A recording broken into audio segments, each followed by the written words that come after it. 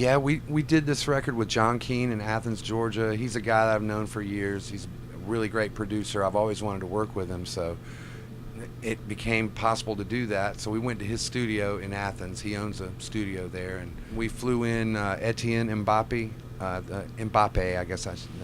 He's the bass player with John McLaughlin's band, and he was able to come and play with us on about half the record. And we had Neil Fountain playing bass on the other half of the record, guys that I've known forever. You know, Neil and Jeff Sipe on drums. You know, we had Matt Slocum on keyboards. We also had Tyler Greenwell, who plays in Tedeschi Trucks band. We had him play a couple songs on drums, and so most of these people are real good friends of mine that I've known forever. Then we were able to have a couple of guests. We had Bela Fleck, who I've always loved and thought the world of, and we also had Bill Evans, a brilliant saxophone player who played with Miles Davis. He played with John McLaughlin and many, many others, too many to mention.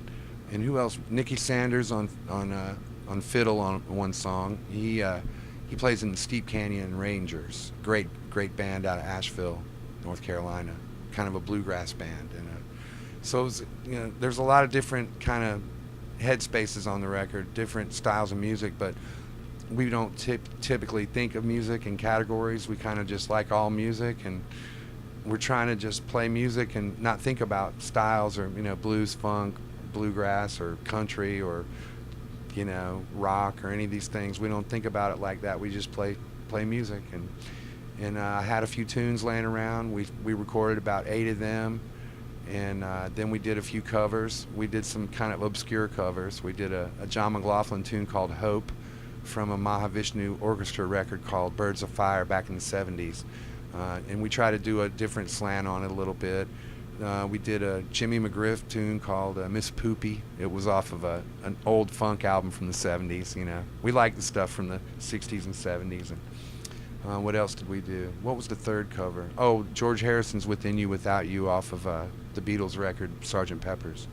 So that's basically the way we did it. We played live in the studio, and we got all the basic tracks, and then I went back and did some things over again, like guitar solos, and some of the guitar rhythm tracks were left from the live sessions, and the bass tracks were pretty much left from the live sessions. And unfortunately, the guests we had, we couldn't be in the same room when we played with them, so we had to send the file to them because they were working. They were off somewhere in California or something.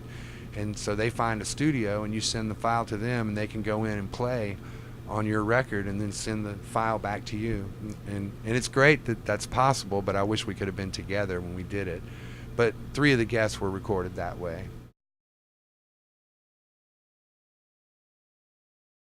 Well, I guess with this record, we were not really thinking about styles, and hopefully it wouldn't even be a consideration. I mean, some people might hear it and go, well, there's a different style in every song. It sounds like a different band. Well, my only hope would be that if it is a different style when it goes to the next song, that it still has a thread that connects it to the song previous, in which that there's a style there, hopefully, that can, goes through all the different things that we did. But we really don't think of it as okay, we're going to play a country tune now, or we're going to play a rock tune or a jazz tune or any of that, because to us just music is music. And I mean, it's the way we think of it, not everybody else, but we want to, I guess, if we wanted to achieve anything with the record, it was to get people a little to not care so much about labels, in music, and to just have music for music's sake,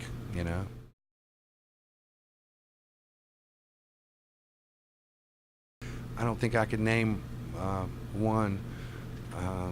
I mean, playing a gig and seeing John McLaughlin listening to the show would be, well, it's a high point, but it's also frightening, because your idol is standing over there, or playing on stage with, Greg Allman or the guys from the Allman Brothers, or the guys from the Dead. I mean, Phil Lesh and Mickey Hart and Billy Kreutzmann and Bob Weir and all the guys that play with them. Yeah, that's a pinch yourself moment. There have been so many. Billy Cobham, I got to play with him for about a year, and I mean, it's Rod Morgenstein, the drummer from the Dixie Dregs, T. Lavitz, the keyboard player from the Dregs. I got to play in bands with those guys for a minute, and I mean, they're my idols, and so, there's a lot of pinching yourself, hair standing up on the back of your neck moments there. Uh, I've been so blessed and so lucky. I couldn't pick one that was above any of the others, but there've been many, and I just feel so blessed to be able to even just play music, every day. A lot of people can't do that, and it's great to be able to play your guitar every day and that's how you can get better, if you do it all the time and you don't have to go and do something else, for a day job, then you better get better, because that's all you're doing. If you're not getting better, something's wrong, so that's what we shoot for.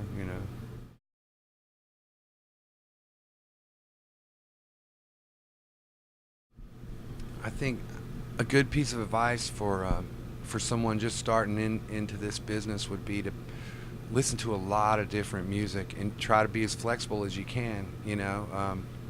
Either that and also write your own music. I think that's really important. But learning other people's music is a really, really good way to find your voice.